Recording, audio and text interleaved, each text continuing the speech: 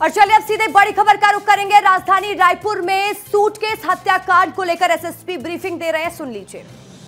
मृतक किशोर पैकरा से लिया गया था और उसको मृतक किशोर पैकरा लगातार मांग कर रहा था, जिसके कारण से इसको पैसा न देना पड़े और परेशान होकर के उसका हत्या को अंजाम दिया गया है। इस पूरे प्रकरण में आरोपी अंकित उपाध्याय, उसकी पत्नी शिवानी और उसके अन्य 2 साथी जो उसको हत्या के उपरांत शव को ठिकाने लगाने में सहयोग किए, इन चारों आरोपियों को गिरफ्तार किया गया है। पूरे प्रकरण में जब एक बॉक्स के अंदर अज्ञात शव होने की सूचना पुलिस को प्राप्त हुई और सीमेंट से लपटे होने की सूचना प्राप्त हुई, तो उस गंभीरता को देखते हुए पूरी एसीसीयू की टीम, अनुविभाग की पूरी टीम, डीडी नगर की पूरी टीम और वरिष्ठ अधिकारियों को मौके पर भेजा गया और तत्परतापूर्वक गहनता से उस मौके की इन्वेस्टिगेशन प्रारंभ की गई। मौके पर एफएसएल टीम एवं डॉग यूनिट की भी मदद लिया गया। मौके की जब उसकी पहचान की गई या फिर मौके की जब निरीक्षण किया गया तो उसमें प्रमुख तौर पर जो बॉक्स था, टिन का जो बॉक्स था, उसमें एक यहाँ से पेटी विक्रय हुआ था, वो एक मौके पर से एक हम लोगों को लीड मिली।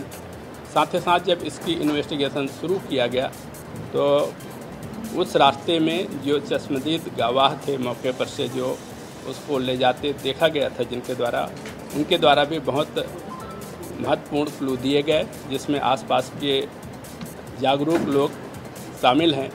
उनके द्वारा बताया गया कि संदिग्ध लोगों का आवागमन था और उस घटना दिवस में एक अल्टो कार, जिसका नंबर हम उनके द्वारा दिया गया, कि एक अल्टो कार से एक बक्सा ले जाते हुए उनके द्वारा देखा गया था। अल्टो कार से बक्सा जब ले जा रहे थे तो बक्सा बाहर से भी दिखाई दे रहा था, तो अपने आप में वो संदेह की दृष्टि से उसको देखा गया था और उनके द्वारा उसको बहुत प्रमुखता से पुलिस के सामने बात रखी गई थी। ये क्लू मिलने के बाद अलग अलग 5-6 टीम तैयार करके अलग अलग दिशा में पूरी पार्टियों को लगाई गई, जिसमें प्रमुख तौर पर मौके में जो साक्ष्य प्राप्त हुए थे, जिसमें एक ट्रॉली बैग या सूटकेस, पेटी में जो लिखा हुआ दुकान का नाम और उससे आसपास की चीज़ों को संकलित करते हुए उसकी दिशा में एक विवेचना किया गया। साथ ही साथ जिस जगह से, जिस ओर से ये गाड़ियाँ आते दिखी थी, उन दिशाओं के सभी सीसीटीवी कैमरा को एक अवलोकन करने के लिए एक पार्टी लगाई गई। उस पूरे पार्टी में लगाने पर 1-2 प्रमुख तौर से जो गाड़ियाँ जो बरामद हुई, जो उसमें आल्टो कार और एक जो इलेक्ट्रिक व्हीकल जिनके नंबर हम लोगों को प्राप्त हुए थे, उस आधार पर उसका विस्तृत विवरण प्राप्त किया गया। अल्टो कार के बारे में पाया गया कि ये धमतरी का निवासी है, जिसके द्वारा कुछ दिन पूर्व अल्टो कार को बेचा गया था। साथ ही साथ जो इलेक्ट्रिक व्हीकल के बारे में जानकारी प्राप्त की गई, जो अंकित उपाध्याय के नाम पर होना पाया गया। इन समस्त साक्ष्यों को एकत्र करते हुए आरोपी की और संदेह व्यक्त होने पर आरोपी की पता तलाश के लिए कई पार्टी तैयार किए गए। जब पार्टी तैयार की गई और उनके घरों में आसपास में पता किया गया तो पाया गया कि ये संदेही या आरोपीगण अपने घरों से नदारद थे। इस आधार पर उनके ऊपर और संदेह गहराया और इसकी सघन पता तलाश पूछताछ की गई, जो उसी दिन दिनांक 23 तारीख को जब पता किया गया तो ये आरोपीगण अंकित उपाध्याय और उसकी पत्नी, ये दोनों शिवानी शर्मा, ये दोनों यहाँ से बाई एयर दिल्ली के लिए कूच कर गए थे। जब इनकी दिल्ली जाने की सूचना प्राप्त हुई तो कुछ देर के लिए पुलिस को लगा कि संभवतः ये बाहर भाग सकते हैं, तो पूरी आईजी साहब की मदद से सभी सिस्टम को एक्टिवेट किया गया और यहाँ के जो airport security, Delhi police, Delhi के एयरपोर्ट सिक्योरिटी और स्थानीय पुलिस की मदद से इसको रायपुर एयरपोर्ट से जाने के बाद दिल्ली इंदिरा गांधी इंटरनेशनल एयरपोर्ट पर वहाँ की पुलिस के द्वारा डिटेन किया गया। साथ ही साथ यहाँ से एक पुलिस पार्टी जा कर के दिल्ली से लेकर के इनको वापस आई और वापस आने के बाद कल रात में पहुँचने के बाद इनसे लगातार पूछताछ किया गया। पूछताछ किए जाने पर इनके द्वारा संपूर्ण घटनाक्रम को स्वीकार करते हुए मृतक किशोर पैकरा से उसके द्वारा या उससे लिए गए पैसे की उसके द्वारा लगातार मांग किए जाने से परेशान होकर और पैसे न देना पड़े, इसको लेकर के योजनाबद्ध तरीके से दोनों पति पत्नी मिलकर के उसको हत्या किया जाना स्वीकार किया गया। जो इनके द्वारा बताई गई उसके अनुसार से जब ये किशोर पैकरा इनका एक क्लाइंट था और इसके पास में कुछ ज़मीन थी, पहले जिस मकान पर रह रहा था उस मकान को इसके द्वारा 50 लाख रुपए पर बिक्री कर दिया गया था। उस बिक्री नामे पर जब उसको ये हुआ कि इसको पूरे पैसे नहीं मिले हैं, इस आधार पर उसके द्वारा पुनः उसको उस घर के बारे में न्यायालय में केस किया था और उस न्यायालय में जो प्रकरण किया था उस पर जो इसका बेलटुकरी निवासी चंद्र प्रकाश कुर्रे के द्वारा इस मकान को खरीदा गया था। उससे जब प्रकरण चल रहा था तो उस दौरान इस ज़मीन के संबंध में इससे मुलाकात हुई थी और इसके द्वारा बताया गया था कि इस प्रकरण को उसके द्वारा उसके पक्ष में जीत करके उसको दिया जाएगा। साथ ही साथ एक इसके पास में एक अन्य मकान था जो बजरंग नगर में मकान था। इस मकान को लगभग 30 लाख रुपए में इसके द्वारा बिक्री किया गया था।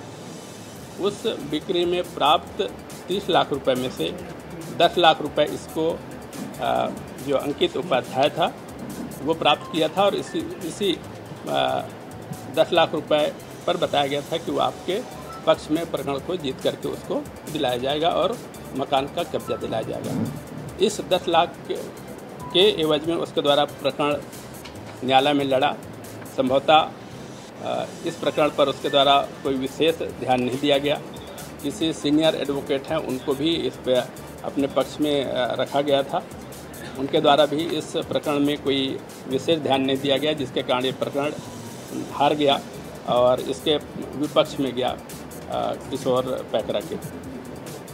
इस मकान के अतिरिक्त जो बजरंग नगर में जो एक मकान था उसको इसके द्वारा 30 लाख रुपए में विक्रय किया गया था, जिसमें से 10 लाख रुपए बताया उसको वकील के नाम पर अपना प्राप्त किया था। साथ ही साथ जो 2 लाख रुपए अन्य खर्च कहीं हो गए थे। 18 लाख रुपए जो इसके पास में था मृतक किशोर के पास में, उस पैसे को भी वकील अंकित के द्वारा किसी शेयर मार्केट में या अन्य जगह पर उसको मोटी रकम प्राप्त होगी या फिर मुनाफा प्राप्त होगा करके तो उससे लेकर के कहीं खर्च कर दिया गया था या इन्वेस्ट कर दिया गया था। इस प्रकार कुल लगभग 28 से 30 लाख रुपए मृतक को इस अंकित उपाध्याय से प्राप्त किया जाना था। क्योंकि वो अपने परिवार से अलग रह रहा था, वर्तमान में इसके पत्नी बच्चे सब इससे अलग हो चुके थे। इसकी माँ साथ में रहती थी, वो मृत हो चुकी थी। वर्तमान में अकेले ही उस जगह पर रह रहा था और साथ कुछ दिनों पूर्व किसी जगह पर एक्सीडेंट होने से उसके पैर में कूल्हे के पास में उसको फ्रैक्चर हुआ था, जिसके कारण से वो चल फिर नहीं पा रहा था। जिसको पैसे की आवश्यकता थी, मृतक को लगातार पैसे इसके द्वारा मांग किया जा रहा था। इसको आश्वस्त किया गया था कि तुम्हारा देख रेख, तुम्हारा खर्चा पानी मैं उठाऊंगा जब तक कि तुमको पैसे न दे दूं करके। और इस प्रकार लगातार उसके संपर्क में रह करके कुछ खाने पीने के सामग्री या बना बनाया खाना पीना और कुछ पानी वगैरह प्रतिदिन उसको देता रहा है। जब उसको खाने पीने की परेशानी होती थी तो लगातार मृतक के द्वारा इसको चूँकि वहाँ खुद नहीं बना सकता था तो इसके द्वारा दिए गए भोजन के ऊपर ही आश्रित था। इसके द्वारा लगातार कुछ न कुछ और चीज़ें खाने की मांग की जाती रही है, जो इसके इस व्यवहार से लगातार उसको खाने पीने की सामान मांगना या उसको लगातार पैसे मांगना के व्यवहार से लगातार वो अपने आप को प्रताड़ित महसूस करते हुए अपनी पत्नी को साथ में लेकर के इसको रास्ते से हटाने की एवं इसकी हत्या करने का योजना बनाया गया। योजना के अनुसार जब तय हो गई कि इसको रास्ते से हटाना है, तो उस आधार पर इसके द्वारा सबसे पहले CG04B7744 जो मुख्य रूप से धमतरी जिले के एक निवासी का एक अल्टो कार है, उस कार को खरीदा गया 60,000 रुपये में। उस कार को खरीदने के बाद कुछ दिन उपरांत उसको, चूँकि वहाँ करने से उसको यह शक था कि लगातार यहाँ आते जाते रहने से है ना लोगों को प्रकरण खुलासा हो जाएगा। इस मान को देखते हुए अपने इंद्रप्रस्थ कॉलोनी में किराए का मकान लिया गया। जब ये कार खरीदा गया या फिर इंद्रप्रस्थ कॉलोनी में मकान किराए पर ली गई, उसके पूर्व अंकित उपाध्याय द्वारा अपना आधार कार्ड जो कार खरीदने में किराए के मकान लिए जाने में आवश्यक थी, उसको फर्जी तरीके से निर्माण करके कोरबा के पते पर निर्माण किया गया था। इस कोरबा के पते के आधार पर ही उसके द्वारा अल्टो कार खरीदा गया और साथ में नए किराए का मकान लिया गया। जब ये दोनों तैयारियां हो गई तो उसके बाद इसके द्वारा मृतक किशोर को यह बोल करके कि आपका जो वर्तमान में जो घर है उसमें बहुत गंदगी फैला हुआ है, उस गंदगी को साफ़ सफाई किया जाना आवश्यक है। कुछ दिन के लिए मेरे साथ मेरे किराए के मकान पर चल के रहना, इस बीच में तुम्हारे घर की सफाई कर दी जाएगी, फिर वापस आकर के यहाँ रहने लगना। यह योजनाबद्ध तरीके से बोलते हुए इसको घटना के दिवस दिनांक 21 तारीख को अपने साथ लेकर के उस इंद्रप्रस्थ के उस मकान क्रमांक 321D पर ले जाया गया। योजनानुसार पहले उसको नाश्ता कराया गया और साथ ही साथ उस दौरान उसकी पत्नी भी वहाँ मौजूद थी। तो दोनों ने मिलकर के उसको पहले नहाने के लिए बोला गया, फिर नाश्ता कराया गया। नाश्ता कराने के बाद उसको बताया गया कि थोड़ी देर के लिए आप आराम कर लो। तब तक वो दूसरे कमरे में थे। जैसे ही वो हल्की सी नींद में आया तो आरोपी के द्वारा उसके छाती में बैठ करके उसके गला दबा करके हत्या कर दिया गया। जब उसको लगा कि मृत्यु उसका पूरा ख़त्म हुआ है कि नहीं ख़त्म हुआ है, तब अपने पास रखे हुए चाकू से उसके गले में धारदार हथियार से उसके गले में वार पहुंचा करके हत्या किया गया। जब आश्वस्त हो गया कि मृत्यु हो गई, तब वहां से उसको उसी हालत में छोड़कर घर में तालाबंद किया जाकर तो वापस अपने घर वापस आ गए। उसको फिर से कंफर्म किए जाने के लिए शाम को फिर वहाँ जाया गया और एक बार फिर देख करके कंफर्म हुए कि ये पूर्ण रूप से मृत हो गया है। आसपास देखे कि काफ़ी ज़्यादा ब्लड बहा हुआ है। तो मौके पर वहाँ उपस्थित जो मौके पर टावेल था, टावेल के अतिरिक्त कुछ कपड़े थे, उन सभी से उसके आसपास के खून को साफ किया गया। वहाँ जो चाकू था उसको इकट्ठा किया गया और पुनः उस जगह पर रख करके वापस आ गए। उसको ठिकाने लगाने की जब बात आई तो वहाँ से पहले एक 4,000 रुपये में एक बैग खरीदा गया, ट्राली बैग। वो इसके पूर्व जब योजना का पार्ट था वो, तो जैसे ही घटना घटित किया गया उस बॉडी को उस बैग के अंदर डाल करके उसको चैन लगा करके रख दिया गया था।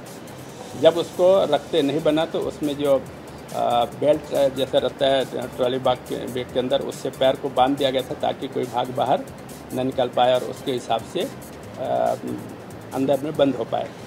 तो ट्रॉली बैग के अंदर बंद करके चैन लगा करके वापस आ गए थे। दोबारा गए तो उस पर ये पूरा सामान को आसपास की जिस चीज़ों तो उसको व्यवस्थित करके आए और 22 तारीख को ही जा कर के जब देखे कि इसको इसमें ले जाते नहीं बनेगा, तब जा कर के पेटी लाइन में अब्बू जो पेटी का जो दुकान था, पेटी को वहाँ ऑर्डर दिए।